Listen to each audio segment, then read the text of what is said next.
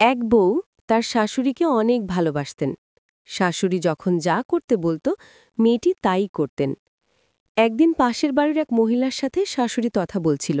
কথা বলার এক পর্যায়ে শাশুড়ি বলল, নিজের মেয়ে চিনির মতো হয়, আর বাড়ির বউ সে তো লবণের মতোই হয়।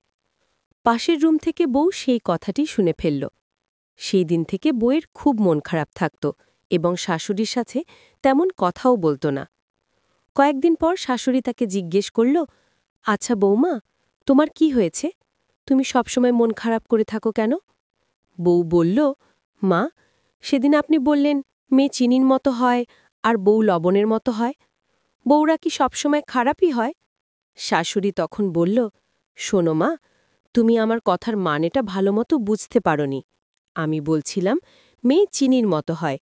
চিনি সবসময় মিষ্টি লাগে, কিন্তু সবসময় তাকে দরকার হয় না। তবে বউ লবণের মতো হয়, যার ঋণ কোনো দিনও শোধ করা যায় না।